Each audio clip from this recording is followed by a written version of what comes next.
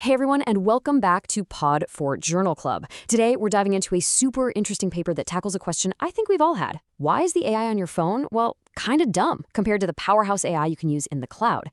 A new framework called LAMO might just have the answer, and honestly, it could completely change how we think about AI on our own devices. So here's our game plan. We'll start with what's called the scalability dilemma, basically why the best AIs are stuck in massive data centers. Then we'll get into the really cool part, how researchers are training a kind of digital chameleon to solve this. After that, we'll see if it actually works by looking at the test results, do a quick reality check on the limitations, and then wrap it all up with what this means for you and me. All right, let's get into it. We're living in this incredible AI boom, but there's this one giant roadblock that's holding everything back. And it really comes down to this question, right? You've probably felt it. Why can you ask a big cloud model to write you a movie script, but the assistant on your actual phone can barely set a timer correctly? What is going on with that huge gap in ability?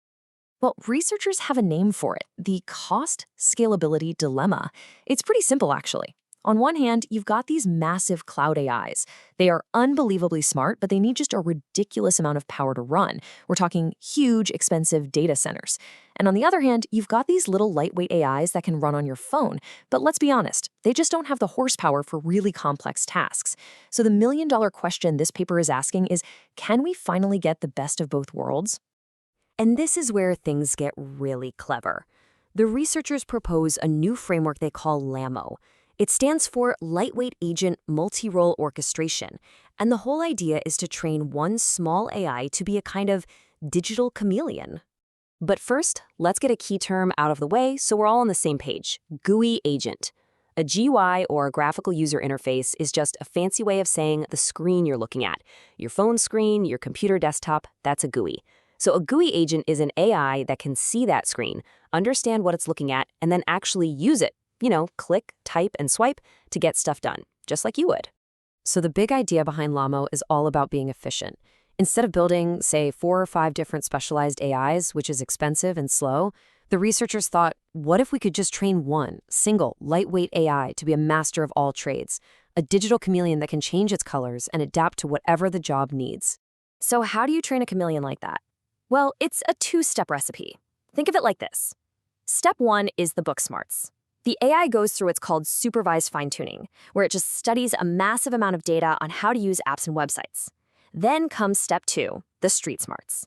It goes into these practice simulations and learns from trial and error. This is called reinforcement learning, figuring out the best strategies for a ton of different situations. And this is how that chameleon actually works. It's like a one-person special ops team. That one little AI plays 4 different roles. First, it's the observer, figuring out what's on the screen. Then it puts on its planner hat and comes up with a big picture strategy. Next, as the allocator, it decides on the very next move. And finally, the executor actually does the thing. The click, the type, the swipe.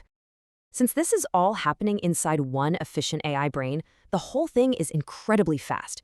Okay, so the theory sounds amazing, right? A super efficient, multi-talented AI. But does it actually work in the real world? Let's check out the data and see how it did. And wow, the results are pretty darn impressive right out of the gate. On this standard test for simple Android tasks, the LAMO model hits a 92.1% success rate. And if you look at the table, that's not just a small improvement. It's a huge leap over other models of a similar small size. So the big takeaway here is that LAMO, all by itself, is already really, really good. But that's just the beginning. The truly mind-blowing result, the real breakthrough, happens when LAMO gets a little bit of help.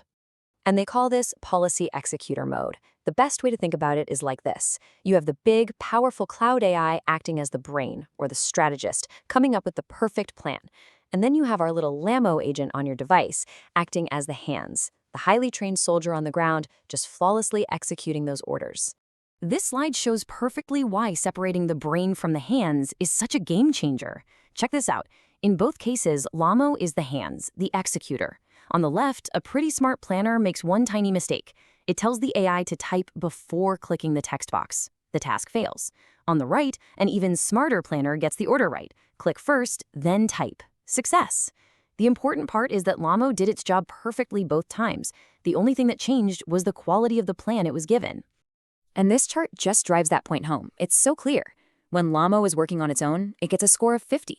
Pretty good. When it uses its own internal team of roles, that jumps up to about 61. But look at this. When it just acts as the hands for a big cloud-based brain, its performance absolutely skyrockets to over 77. That is a massive, massive jump.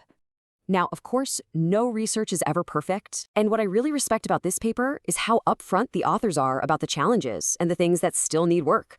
They say it directly in the paper, and I'm quoting here, its small size poses a bottleneck for reasoning depth for tasks involving long execution horizons. Basically, that means if a task has more than, say, 10 steps, the little guy can get confused.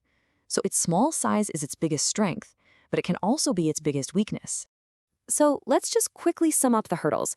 First, if a job is super long and complicated, the small model can struggle on its own. Second, really busy screens, like a big spreadsheet, can sometimes confuse it.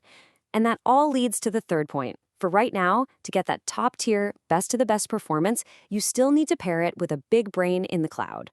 So after all that, the cool tech, the impressive results, the honest limitations, what's the big picture here? What does all this research really mean for the future of AI in our hands? Well, here's the bottom line. This is a super promising path toward having truly powerful AI agents living right on our phones and laptops. What's so cool is that it creates this plug-and-play system.